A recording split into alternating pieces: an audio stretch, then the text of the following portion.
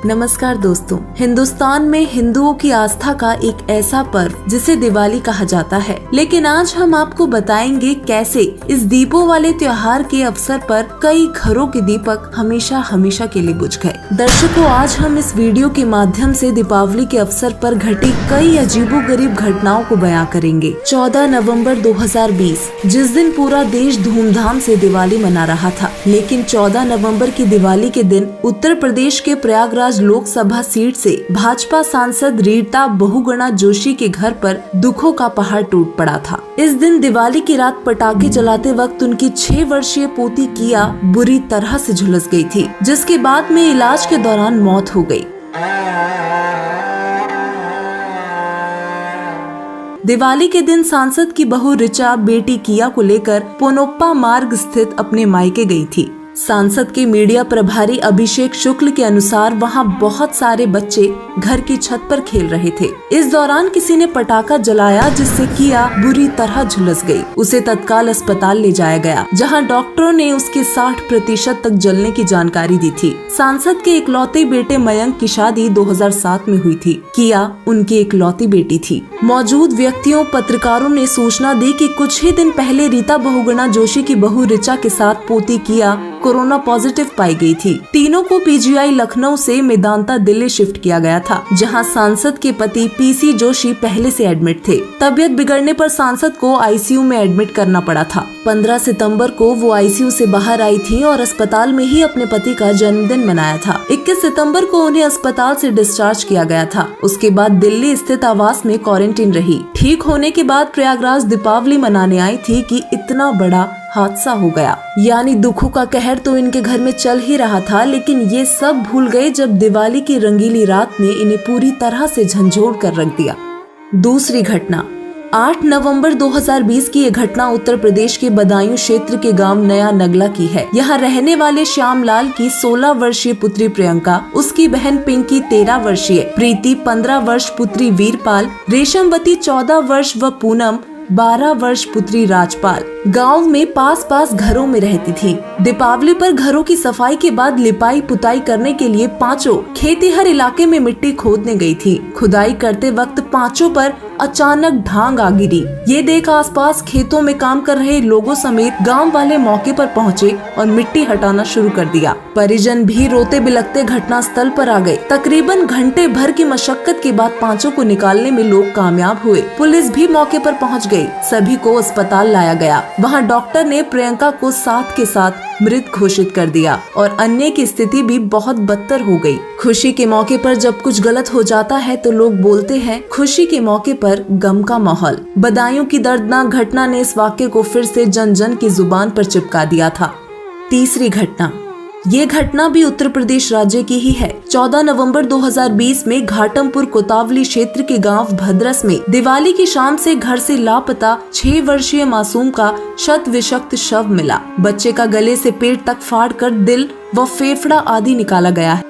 शव को पोस्टमार्टम के लिए भेजा गया। जानकारी पर गांव में दहशत का माहौल है। इधर एसएसपी प्रीतिंदर सिंह ने बताया कि पीड़ित पिता की तहरीर पर मुकदमा दर्ज कर गांव के ही 2 आरोपियों को गिरफ्तार किया गया है। क्षेत्र के गांव भद्रस में शनिवार शाम घर के बाहर खेल रही 6 वर्षीय मासूम लापता हो गई थी। पीड़ित पिता ने बताया कि शनिवार शाम करीब 6 बजे पड़ोस का ही युवक उसकी बच्ची को पटाखे दिलाने के बहाने साथ ले गया था। देर शाम गाँव आई पुलिस खाना पूरी कर सुबह खोजबीन करने की बात कह वापस लौट गई थी। वहीं बच्ची के पैरों में रंग भी लगा है, जिसके चलते परिजनों ने तांत्रिक द्वारा बलि की भी आशंका जताई है। हत्या कर शव फेंके जाने की सूचना पर कोतवाली व सर्कल के फोर्स के साथ पीएससी बल भी मौके पर पहुंची। डॉग स्क्वाड ने मौके पर पहुंचकर जांच पड़ताल की, लेकिन कोई साक्ष्य हाथ नहीं लगा। दोपहर बाद एसएसपी प्रीतिंदर सिंह ने घटना का खुलासा करते हुए बताया, बच्ची के साथ दुष्कर्म के प्रयास के आरोप में पड़ोस के ही 2 युवकों को गिरफ्तार किया गया।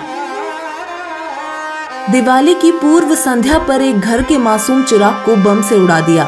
इसके कारण मोहल्ले व आसपास के इलाकों में मातम का माहौल छा गया। सलोरी निवासी राजेश निषाद नाव चलाता है। राजेश के 4 बच्चे हैं, इसमें जगन सबसे बड़ा लड़का है। शनिवार रात वो प्राचीन मंदिर के पास जब लोग पटाखे बजा रहे थे, जगन इसे देखने के लिए खड़ा था। जगन के नजदीक ही उसका छोटा भाई भी खड़ा था। इसी बीच वहाँ तेज धमाका हुआ। धमाका होते ही जगन तेजी से चीखा और जमीन पर गिर गया। इसे देख आसपास खड़े लोगों के होश उड़ गए। लोगों ने जब नजदीक जाकर देखा तो गर्दन पर बम के छर्रे व नुकीली चीज धंस गई। जगन के भाई ने सूचना परिजन को दी। सूचना मिलते ही परिजन जगन को लेकर हॉस्पिटल पहुंचे, जहां डॉक्टरों ने उसे मृत घोषित कर दिया। वहीं इसकी सूचना मिलते ही मौके पर civil line Colonelganj CO force के साथ पहुंचे। पिता की तहरीर पर 2 लोगों के खिलाफ बम मारकर हत्या करने का मामला दर्ज कर लिया गया। हालांकि स्थानीय के अनुसार एक लड़के ने लोटे के अंदर बम रखकर बजाया। लोटा फटने से बच्चे की मौत हो गई। दर्शकों, हम आपको बताना चाहते हैं कि ऐसी न जाने कितनी ही घटनाएं हैं जिन्हें हम त्योहार मनाने के नाम पर अंजाम देते हैं। आजकल के त्योहार केवल मनोरंजन का अवसर बन गए हैं, जिसमें केवल शास्त्र विरुद्ध कर्मकांड,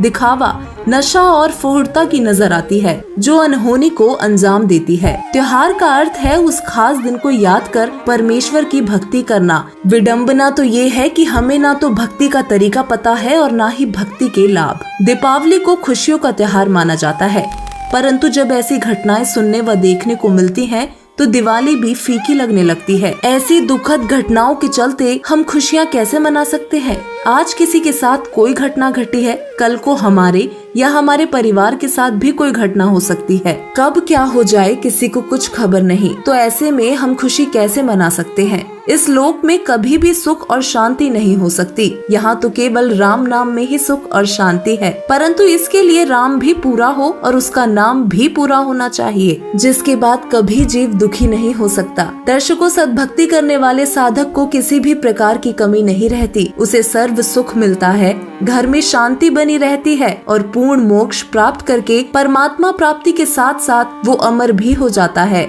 जीवन से सभी दुख समाप्त हो जाते हैं। कभी अकाल मृत्यु नहीं होती। भयंकर रोग नष्ट हो जाते हैं। सद्भक्ति करने वाले की आयु वृद्धि तक हो जाती है। लेकिन ये सब केवल पूर्ण गुरु की शरण में जाकर पूर्ण परमात्मा की भक्ति करने से ही संभव है। अब आप सोच रहे होंगे कि पूर्ण गुरु कौन है और कौन है पूर्ण परमात्मा, उसकी पहचान कैसे की जा सकती है? सभी धर्मों के सदग्रंथ पूर्ण परमात्मा की पहचान बताते हैं। पवित्र वेद, गीता, बाइबल, कुरान, गुरु ग्रंथ साहिब, इन सभी ग्रंथों में प्रमाण है कि पूर्ण परमात्मा कबीर साहिब जी ही हैं। जो लीला कबीर साहिब जी ने अपने जीवन काल में की, उन सभी लीलाओं का वर्णन हमारे ग्रंथों में है, जो ये सिद्ध कर देते हैं कि कबीर परमेश्वर ही सबसे परम शक्ति है। परंतु परमात्मा प्राप्ति ऐसे नहीं हो सकती। परमात्मा प्राप्ति के लिए सद्गुरु की आवश्यकता पड़ती है, जो सद्भक्ति मंत्र देने के अधिकारी होते हैं। उस परम संत अर्थात सद्गुरु की शरण ग्रहण करने से ही हम सभी लाभ प्राप्त कर सकते हैं।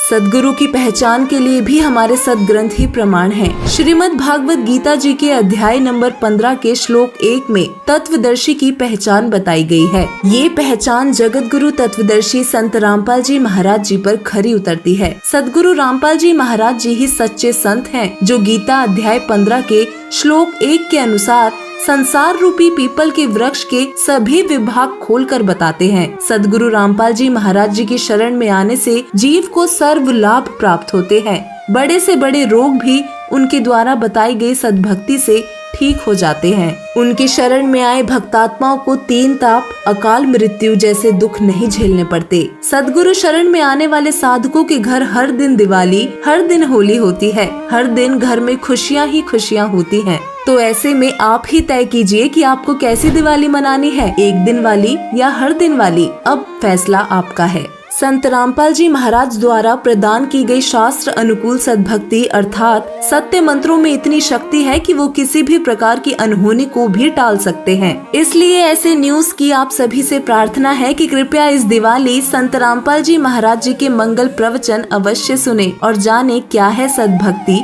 और उसके लाभ।